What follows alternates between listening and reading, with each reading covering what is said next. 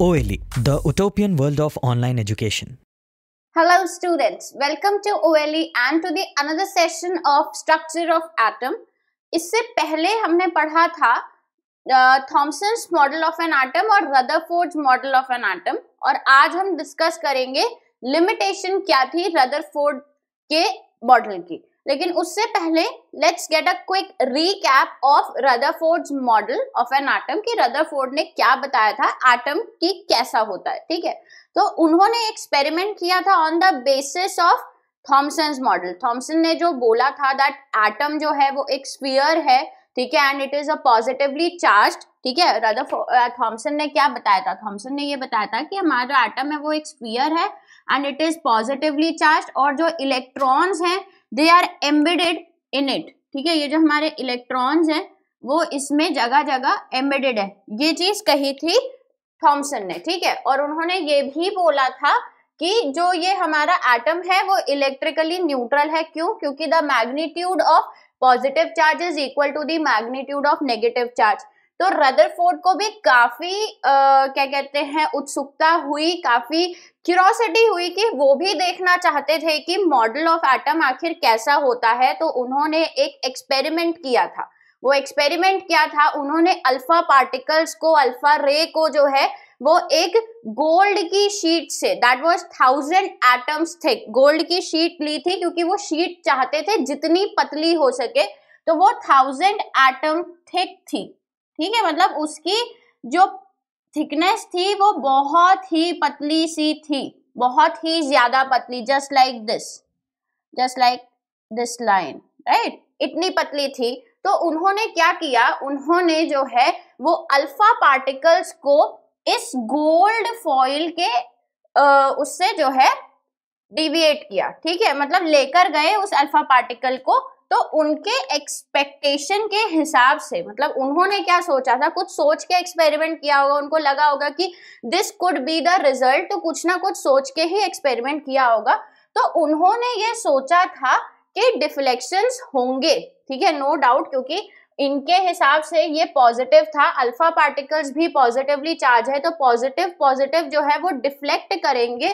तो उन्होंने ये सोचा था कि जब अल्फा पार्टिकल्स हमारे इससे टकराएंगे तो there should be some deflection, but deflection तो हुआ पर बहुत बड़े बड़े एंगल से हुआ। ठीक है, कैसे कि अल्फा पार्टिकल्स गए सपोज और बहुत ही बड़े एंगल से डिफ्लेक्ट हुए, या कुछ तो 180 डिग्री ही डिफ्लेक्ट हो गए वापस। ठीक है, गए और डिफ्लेक्ट हो गए। तो उन्हें इस चीज की उम्मीद बिल्कुल नहीं थी, उन्हें ये बिल्कुल नहीं लगा था कि इतने लार्ज एंगल से, मतलब 180 डिग्री एंगल जो है, ठीक है, इतने लार्ज एंगल से जो है ये डिफ्लेक्शन देखा जाएगा। ठीक है, तो उन्होंने जो है वो एक तरीका, या एक जिसको कहते हैं ना, जब आप एक्सपेरिमेंट करते हैं तो आपका एक ऑब्जर्वेशन आता है, तो उनका ऑब्जर्वेशन क्या था इस एक्सपेरिमेंट के जरिए, ये मैं आपको बताऊंगी। फॉर एग्जाम्पल, ये समझिए कि ये गोल्ड शीट थी। ठीक है, ये गोल्ड शीट के एटम्स थे, है ना, ये हमारे गोल्ड शीट के एटम्स थे। तो ये जो गोल्ड शीट के एटम्स अरेंज्ड थे, ये 1000 एटम्स थिक थी, तो मतलब यहाँ पे 1000 एटम्स ही थे बस। ठीक है, तो जब हमारे अल्फा पार्टिकल्स इससे टकराए तो उन्होंने क्या देखा? उन्होंने देखा कि कुछ अल्फा पार्टिकल्स जो हैं वो जाते हैं, ठीक है, और डिफ्लेक्ट हो जाते हैं, कुछ अल्फा पार्टिकल्स सीधे जाते हैं और बिल्कुल जो है वो ऐसे डिफ्लेक्ट हो गए। ठीक है, कुछ अल्फा पार्टिकल्स ऐसे गए और यहाँ पे ये फिर से उसी पाथ पे, मतलब फिर से 180 डिग्री पे डिफ्लेक्ट होके आ गए। तो उनको लगा कि डिफ्लेक्शन है, ठीक है, पर सबका डिफ्लेक्शन जो है अलग अलग एंगल से है। प्लस उन्होंने ये भी देखा कि जो अल्फा पार्टिकल्स एकदम एटम के सेंटर पर हिट कर रहे हैं, अगर मैं आपको यही डायग्राम थोड़ा सा बड़ा करके दिखाऊं तो आप ये समझिए कि जो अल्फा पार्टिकल्स एटम के सेंटर को हिट कर रहे हैं वो एकदम 180 डिग्री डिफ्लेक्ट कर जा रहे हैं, जिस पाथ से आ रहे हैं उसी पाथ पर वापस चले जा रहे हैं, और जो एकदम सेंटर को हल्का सा भी टच नहीं कर रहे वो सीधे चले जा रहे हैं, जो सेंटर को किसी भी तरीके से हल्का सा टच करेंगे उनमें कुछ डिग्री का जो है डिफ्लेक्शन देखा जा रहा है। फॉर एग्जाम्पल, अगर ये समझिए ये है तो ये इसमें देखिए ये हल्का सा टच किया तो इसमें कुछ डिग्री का डिफ्लेक्शन देखने को मिला। तो उन्होंने क्या ऑब्जर्व किया अपने इस एक्सपेरिमेंट से, उन्होंने ये ऑब्जर्व किया कि जो एटम है वो ऑल ओवर अपने चारों तरफ से तो खाली है, ठीक है, मतलब ऐसा नहीं है कि एटम के पूरा एटम जो है वो किसी चीज से भरा हुआ है, क्योंकि according to the Thomson's model उन्होंने कहा था कि पूरा एटम जो है वो पॉजिटिव चार्ज से भरा है और नेगेटिव चार्ज जो है जगह जगह पे एम्बेडेड है। तो पहली चीज तो उन्हें ये समझ में आई कि जो थॉमसन ने कहा था कि पूरा एटम जो है वो पॉजिटिवली चार्ज है, तो ऐसा तो नहीं है, क्योंकि ये जो रेज है, ये रेज जो है दीज आर पॉजिटिवली चार्ज। अगर ये पॉजिटिवली चार्ज होता और यहाँ पे अगर कोई पॉजिटिव चार्ज होता तो रे डिफ्लेक्ट कर जाती, ठीक है, रे टकरा जाती और डिफ्लेक्ट कर जाती, पर ऐसा हुआ नहीं, रे सीधी निकल गई। That means atom is empty, ठीक है, को बाहर बाहर से कह लें, ठीक है, या आउटर एरिया से कह लें, तो एटम क्या है, खाली है। प्लस उन्होंने देखा कि जो सेंटर से गुजरी, जो रेज, जो अल्फा रेज सेंटर से गुजरी, उनमें उनको डिफ्लेक्शन देखने को मिला, ठीक है। इसका मतलब उन्होंने कहा कि सेंटर में जो भी मास है या जो भी हमारा पॉजिटिव चार्ज है दैट इज सेंट्रली लोकेटेड, ठीक है, कहीं बीच में है। और ये बात तब और भी श्योर हो गई जब एकदम सेंटर में जो रे आई थी, मैं फिर से दिखाती हूँ कि एकदम सेंटर में जो रे टकराई वो बिल्कुल 180 डिग्री यानी कि सिमिलर पाथ से ही वापस चली गई, सिमिलर पाथ से, ठीक है। तो उससे उनको ये बात श्योर हो गई कि जो भी मास है एटम का, XYZ जो भी चीज है वो बिल्कुल सेंटर में लोकेटेड है, ठीक है। तो इस पूरे ऑब्जर्वेशन से उन्होंने 3 पॉइंट्स या 3 पोस्टुलेट्स या अपनी पूरी ऑब्जर्वेशन को 3 पॉइंट्स में समराइज किया था। वो कौन कौन सी थी? तो उन्होंने अपने एक्सपेरिमेंट से किए हुए 3 ऑब्जर्वेशन जो थे वो उन्होंने क्या बोला, उन्होंने पहला ऑब्जर्वेशन कहा कि जो भी एटम का पॉजिटिव चार्ज है ना, जो हम एटम की बात करते हैं कि इलेक्ट्रॉन है, प्रोटॉन है, तो उन्होंने कहा कि जो भी हमारे एटम का पॉजिटिव चार्ज है वो सेंट्रली लोकेटेड है। कैसे है? सेंट्रली लोकेटेड है, ठीक है, एटम का पॉजिटिव चार्ज, जिसको वो कहते हैं कि न्यूक्लियस। उन्होंने जो सेंट्रली लोकेटेड उसको कहा, वो कहा न्यूक्लियस, ठीक है। न्यूक्लियस में हमारा जो भी पॉजिटिव चार्ज है that is centrally located in the nucleus. दूसरी चीज उन्होंने बोली कि एटम जो है वो बाहर की तरफ से काफी खाली है, वहां पे एज सच कोई ये नहीं है, कोई पार्टिकल उसमें प्रेजेंट नहीं है, जो भी मास है, जो भी पॉजिटिव चार्ज है वो सेंट्रली लोकेटेड है न्यूक्लियस में।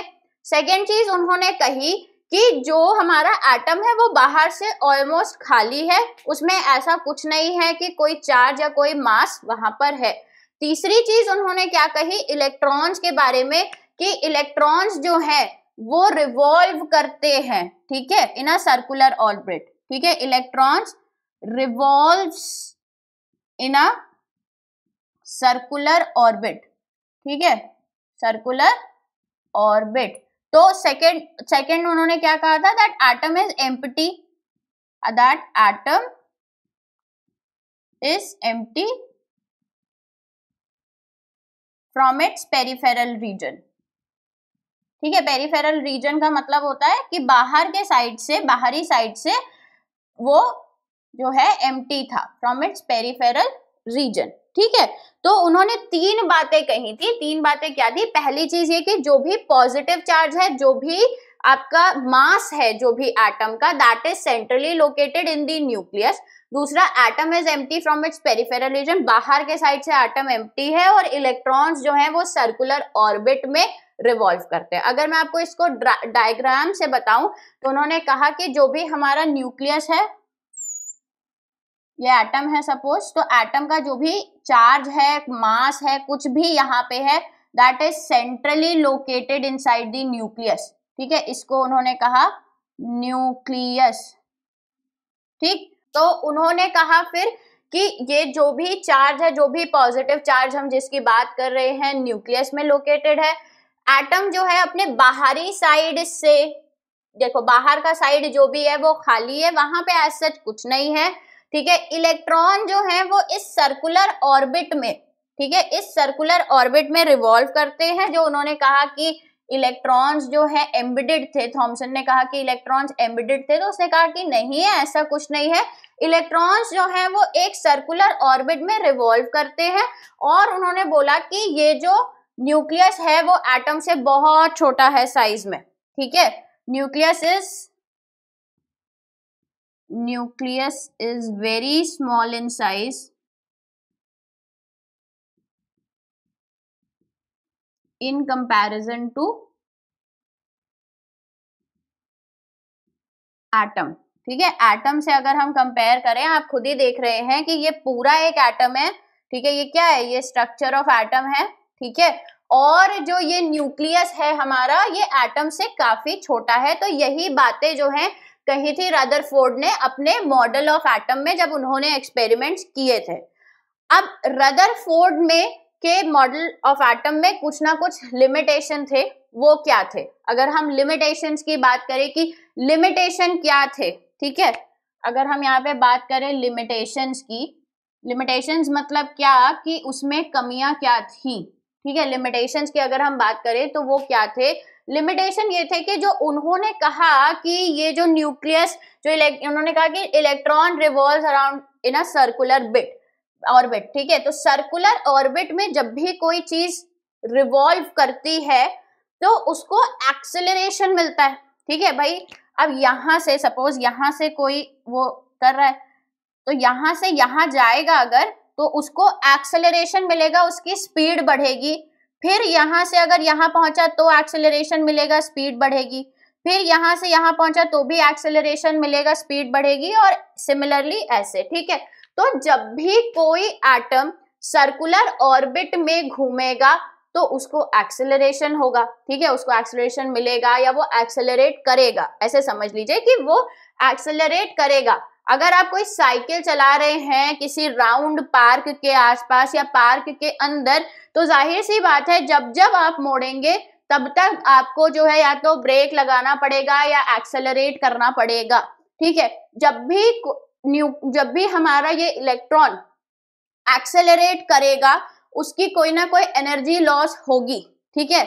और जब एनर्जी लॉस होगी तो वो फाइनली आके कहाँ गिरेगा, वो फाइनली आके न्यूक्लियस के अंदर फॉल कर जाएगा। क्यों, क्योंकि एक सर्टेन अमाउंट ऑफ एनर्जी ही होगी इलेक्ट्रॉन के पास, और जितना जब वो एक्सेलरेट करेगा वो एनर्जी कम होती जाएगी। जब फाइनली एनर्जी खत्म होती जाएगी, each and every electron will fall into the nucleus, ठीक है। क्यों, क्योंकि इसके आसपास ही घूम रहे हैं, और उसके बाद जो है ये एटम स्टेबल नहीं होगा। एटम स्टेबल नहीं होगा तो मैटर नहीं बनेगा, क्योंकि हमने पिछले चैप्टर में पढ़ चुका है कि कोई भी मैटर जो है उसका स्मॉलेस्ट यूनिट एटम होता है, ठीक है। तो उन्होंने कहा कि ठीक है, अगर हमने बाकी साइंटिस्ट भी थे रदरफोर्ड के अलावा, और उन्होंने ये कहा, देखा कि ये जो रदरफोर्ड ने ये कहा है कि जो इलेक्ट्रॉन्स हैं वो सर्कुलर ऑर्बिट में घूमते हैं, तो उन्होंने कहा कि अगर इलेक्ट्रॉन सर्कुलर ऑर्बिट में घूमेंगे तो उनकी कुछ एनर्जी लॉस होगी ड्यू टू एक्सेलरेशन, ठीक है। और फाइनली जब एनर्जी खत्म हो जाएगी इलेक्ट्रॉन्स की, they will fall into the nucleus that is centrally located. और जब एक बार न्यूक्लियस में ये फॉल हो जाएंगे तो एटम का स्ट्रक्चर खत्म, ठीक है। जब इलेक्ट्रॉन्स ही नहीं होंगे तो एटम का स्ट्रक्चर नहीं बनेगा, यानी कि एटम जो है अनस्टेबल हो जाएगा। एटम क्या हो जाएगा, अनस्टेबल हो जाएगा। और क्योंकि एटम जो है वो अनस्टेबल हो जाएगा, यानी कि कोई भी मैटर, कोई भी एलिमेंट, कोई भी मॉलिक्यूल, कोई भी कंपाउंड नहीं बनेगा। सो ये थी रदरफोर्ड की लिमिटेशन, कि ये चीज रदरफोर्ड एक्सप्लेन नहीं कर पाए कि अगर इलेक्ट्रॉन जो है वो सर्कुलर ऑर्बिट्स में घूम रहे हैं तो कॉन्टिन्यूसली कैसे घूम रहे हैं विदाउट एनी एनर्जी लॉस, वो पूरे टाइम 24/7 वो कैसे इस तरीके से घूम रहे हैं। रदरफोर्ड इस बात को एक्सप्लेन नहीं कर पाए थे, और यही रदरफोर्ड मॉडल ऑफ एटम के लिमिटेशन थी, ठीक है। इस बात को एक्सप्लेन करने के लिए बोर नाम के एक साइंटिस्ट थे, उन्होंने भी अपना मॉडल ऑफ एटम बनाया था और इस बात को, ये जो लिमिटेशन थी, इसको उन्होंने अपने उस मॉडल ऑफ एटम से हटाया था, उसको ऐसे स्ट्रक्चर किया था कि ये जो लिमिटेशन थी ये उसमें नहीं थी। That was a perfect model of an atom. आगे हम पढ़ेंगे Bohr model of an atom, जिसमें उन्होंने अपना मॉडल दिया था एटम का और ये जो रदरफोर्ड की जो लिमिटेशंस थी उसको भी कवर अप किया था। वो लिमिटेशन उनके मॉडल में नहीं मिली। उन्होंने इस बात के दो एक्सप्लेनेशन दिए थे। पहला एक्सप्लेनेशन था कि जो हमारा इलेक्ट्रॉन्स हैं वो एक पर्टिकुलर डिस्क्रीट ऑर्बिट में ही रिवॉल्व करते हैं, ठीक है। उन्होंने क्या कहा था, पहली चीज, that electrons revolves in a discrete orbits, ठीक है, इन अ डिस्क्रीट ऑर्बिट्स, जिनको हम कहते हैं एनर्जी शेल, ठीक है, इसको नाम दिया गया एनर्जी शेल, ठीक। और उन्होंने ये भी बोला कि ये जो एनर्जी शेल है, ठीक है, while revolving in the energy shells या इन दीज डिस्क्रीट ऑर्बिट्स, ठीक है, इन दीज डिस्क्रीट ऑर्बिट्स, जिसको एनर्जी शेल का भी नाम दिया था, ठीक है। Electrons do not radiate energy, electrons do not radiate energy, okay. तो ये दो पॉइंट्स जो है बोर ने अपने मॉडल में बताए थे, या यूं कह लीजिए कि रदरफोर्ड जिस बात का जवाब नहीं दे पाए थे उस बात का जवाब बोर ने दिया था। बोर ने क्या कहा कि पहली चीज, इलेक्ट्रॉन्स जो है एक डिस्क्रीट ऑर्बिट में घूमते हैं, एक पर्टिकुलर ऑर्बिट में घूमते हैं, उन ऑर्बिट को एनर्जी शेल्स कहते हैं, ठीक। While revolving in these discrete orbits और energy shells, electrons do not radiate any energy. मतलब कि पूछा गया कि भैया जब वो एनर्जी रेडिएट करेंगे, एनर्जी लूज करेंगे, तो जब फाइनल स्टेज में एनर्जी खत्म हो जाएगी तब क्या होगा। तो बोर ने कहा कि ऐसा नहीं होता है। जब भी इलेक्ट्रॉन्स उस पर्टिकुलर डिस्क्रीट शेल में घूम रहे होते हैं, they do not lose any energy, they do not radiate any energy, ठीक है। कैसे होता है ये आइए जानते हैं। फॉर एग्जाम्पल, ये आपके एटम का न्यूक्लियस है, ठीक है, ये आपके एटम का न्यूक्लियस है। उसके बाद ये पहला शेल है, इसी को और इसी तरीके से और भी शेल्स जो है वो होते हैं, ठीक है। अब ये जो शेल है ना, इसी को जो है डिस्क्रीट शेल कहा गया है।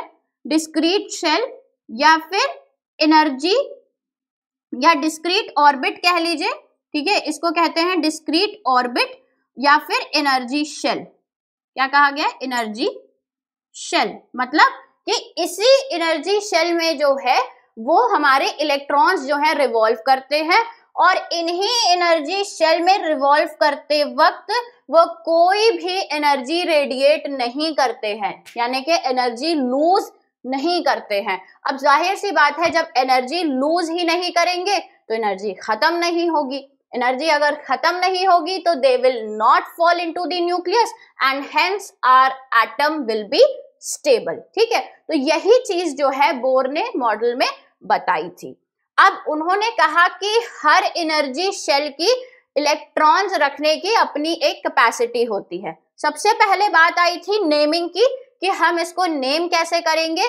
तो उन्होंने बोला कि इसको नेम किया जाएगा, फर्स्ट शेल को कहेंगे के शेल, सेकेंड के लिए एल, थर्ड के लिए एम और सो ऑन। जैसे जैसे बढ़ते जाएंगे फोर्थ आ जाएगा एन एंड सो ऑन। इस तरीके से जो है ये नेमिंग होगी। एबीसीडी से शुरू नहीं हुआ था, के से शुरू हुआ था। फर्स्ट शेल को के शेल कहते हैं। प्लस उन्होंने ये भी कहा कि हर शेल की इलेक्ट्रॉन्स रखने की अपनी एक कैपेसिटी होती है, ठीक है। जैसे के शेल जो है वो सिर्फ 2 इलेक्ट्रॉन्स रख सकता है, ठीक है। एल शेल जो है 8 रख सकता है, एम शेल जो है 18 रख सकता है एंड सो ऑन। कि मैक्सिमम इलेक्ट्रॉन्स जो हैं वो कितने आ सकते हैं यहाँ पे। तो हर अपने एक डिस्क्रीट ऑर्बिट या एनर्जी शेल की अपनी एक लिमिटेड कैपेसिटी होती है कि वो अपने इलेक्ट्रॉन्स जो है वो कितने इलेक्ट्रॉन्स वो एकोमोडेट अपने शेल में कर सकते हैं। ठीक है, अब ये इस शेल में कितने इलेक्ट्रॉन्स आएंगे इसको कैलकुलेट करने का भी एक फॉर्मूला है। ठीक है, उससे पहले हम एक बार रफ रिव्यू कर लेते हैं, क्विक रिव्यू कर लेते हैं Bohr model of an atom का। कि बोर ने एटम अपने मॉडल ऑफ एटम में दो बातें कही थी। पहला ये कि वो एक पर्टिकुलर ऑर्बिट में इलेक्ट्रॉन्स रिवॉल्व करते हैं जिनको एनर्जी शेल्स कहते हैं। वाइल रिवॉल्विंग कोई भी इलेक्ट्रॉन किसी भी तरीके की एनर्जी रेडिएट यानी कि लूज नहीं करता है। प्लस हर शेल का अपना एक पर्टिकुलर एकोमोडेशन नंबर होता है, यानी कि कितने इलेक्ट्रॉन्स उस शेल में आएंगे उसके लिए एक पर्टिकुलर नंबर है, उससे ज्यादा इलेक्ट्रॉन्स उस शेल में नहीं आ सकते हैं। तो आइए देखते हैं कि किस शेल में कितने इलेक्ट्रॉन्स आएंगे वो कैसे कैलकुलेट करेंगे। तो ये हमारा फर्स्ट शेल है, दैट इज के शेल। तो यहाँ पे हम नंबर ऑफ शेल क्या हो गया, नंबर ऑफ शेल हो गया n is number of shell that is 1। ठीक है, L shell second n is 2, M shell third n is 3। अगर n फोर्थ शेल आ जाएगा तो n विल बी 4। ठीक है, तो n is the number of shell here. तो जैसा कि मैंने आपको कहा कि एक शेल में कितने इलेक्ट्रॉन्स एकोमोडेट हो सकते हैं मैक्सिमम, उसके लिए एक फॉर्मूला है और वो फॉर्मूला है 2n²। ठीक है, where n is the number of shell. अगर हमें k शेल के लिए कैलकुलेट करना है तो वी विल डू 2 into 1²। ठीक है, दैट इज 2 ओनली, राइट। अगर हमें L शेल के लिए करना है तो हम करेंगे 2 into 2²। 2 2s are 4, 4 2s are 8, that is maximum 8 आ जाएंगे इसमें। अगर हम N शेल के लिए करें तो 2 into 3²। 3 3s are 9, 9 into 2 18, तो मैक्सिमम 18 आ जाएंगे। तो basically 2n² is the formula जिससे आप ये पता लगा सकते हैं कि एक शेल में मैक्सिमम कितने इलेक्ट्रॉन्स आएंगे। ठीक है, तो अभी तक हमने क्या क्या डिस्कस किया है, अभी तक हमने ये पता किया है कि 3 मॉडल ऑफ एटम हमने पढ़ लिए। पहला जे थॉमसन मॉडल, दूसरा रदरफोर्ड मॉडल, तीसरा बोर्स मॉडल। ठीक है, अब इन तीनों मॉडल का अगर हम एक समरी बनाएं तो हमें ये पता चलता है कि जो फाइनल मॉडल था बोर्स मॉडल वो सही था। ठीक है, और उन्होंने क्या क्या बताया। अब हमें मॉडल ऑफ एटम के बारे में क्या पता है। पहली चीज ये पता है कि जो भी हमारा पॉजिटिव चार्ज है that resides in the nucleus. ठीक है, एक जो भी हमारा मॉडल का पॉजिटिव चार्ज है वो न्यूक्लियस में रिसाइड करता है। मॉडल अपने पेरिफेरल रीजन यानी कि बाहर के रीजन से जनरली खाली है। ठीक है, ये सारे एरियाज देखिए, ये सब पूरा खाली है। ठीक है, ये इस तरीके से खाली है।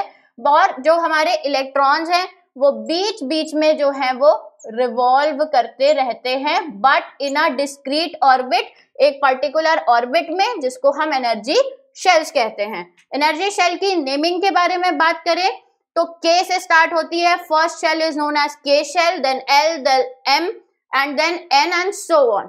हर शेल की अपनी एक लिमिटेशन होती है एकोमोडेशन की। मैक्सिमम लिमिट होती है कि एक शेल में कितने इलेक्ट्रॉन्स आ सकते हैं। That can be calculated with the formula of 2n², where n is the number of shell, right. So if number of shell is 1, अगर हम फर्स्ट शेल की बात कर रहे हैं तो it will be 2 into 1² that is 2।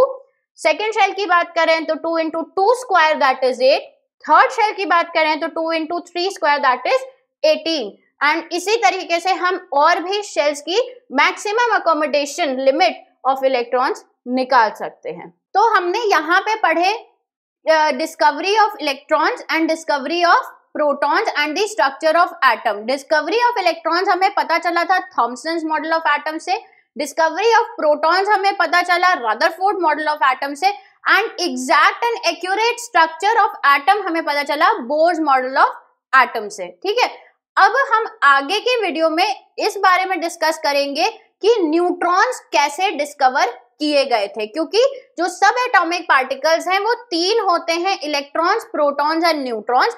And we have already read about electrons discovery, protons discovery. What is left? The discovery of neutrons, and we gonna discuss the discovery of neutrons in the another video. Till then, take care. Bye bye.